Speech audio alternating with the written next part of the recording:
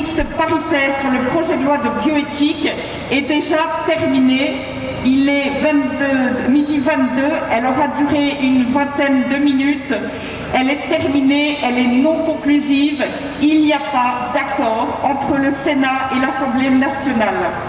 Les divisions et les fractures se confirment donc et il n'y a plus urgence, il n'y a pas l'urgence absolue est au retrait de ce projet de loi de bioéthique, que l'exécutif et les parlementaires sortent de ce débat de société pour le moment et se préoccupent uniquement des urgences qui concernent toute la population française.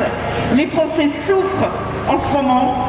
Il est temps de mettre un terme à ce débat et comme vous le voyez derrière moi, 69% des Français, 2 sur 3, réclament, comme nous, la suspension de ce projet de loi ou à minima le retrait des mesures qui divisent.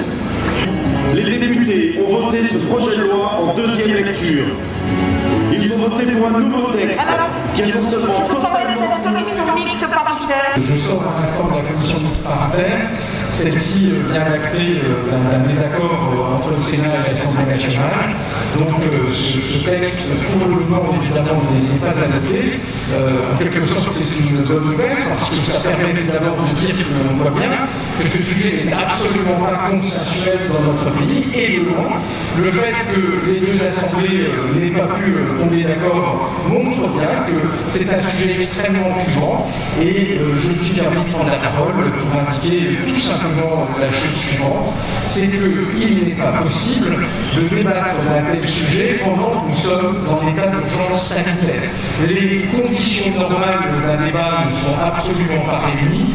Nous sommes à un moment où plus que jamais notre pays doit être rassemblé et pour le rassembler, il faut éviter des sujets qui clivent et là nous avons un sujet qui est non seulement clivant mais qui comporte de par le texte des évolutions anthropologiques majeures, raison pour laquelle nous considérons qu'il est hors de question de débattre plus avant de ces questions avant d'arriver finalement à un état apaisé et normal.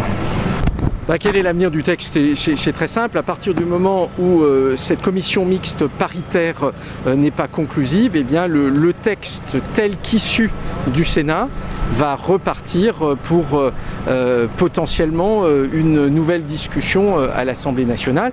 Et c'est la raison pour laquelle nous disons que pour le moment, on ne peut pas procéder à une telle discussion. Regardez comment ça s'est passé l'an dernier, où finalement le texte a été débattu de surcroît à l'Assemblée nationale en temps programmé, c'est-à-dire avec une limitation des temps de parole. Tout ceci fin juillet. Nous considérons que désormais ce texte ne pourra être débattu que lorsque nous arriverons à une fin de l'état d'urgence sanitaire.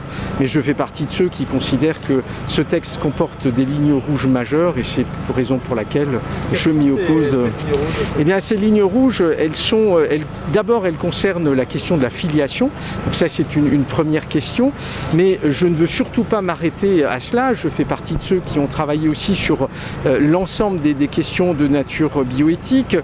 C'est la question de la frontière animal-homme, ce qu'on appelle les chimères. C'est aussi les modalités de recherche sur les cellules souches embryonnaires humaines. Enfin, on voit bien qu'il y a en réalité dans ce texte une volonté de transgresser des choses qui justement faisaient aussi les marqueurs de la France, c'est-à-dire que la France internationalement a toujours été citée en exemple comme étant très respectueuse d'un certain nombre de critères éthiques et aujourd'hui nous considérons que si nous ne prenons pas le temps d'étudier cela sous tous ces aspects, nous courons à des risques énormes et on le voit. Regardez par exemple les questions aussi de séquençage, au-delà des séquençages d'ADN, les modalités de recours à certaines technologies comme le fameux CRISPR-Cas9, on voit bien qu'à travers cela, ces fameux ciseaux moléculaires peuvent déboucher en Chine sur des choses qui sont assez terrifiantes quant au patrimoine génétique de l'humanité, je pèse mes mots. Et donc ce sont quand même des choses qu'il faut réfléchir un petit peu et ne pas y aller simplement en disant la technologie le permet. Il faut vraiment se poser les questions, est-ce que tout ce que la technologie permet, est-ce que la science et l'être humain doivent le faire? Je pense que non.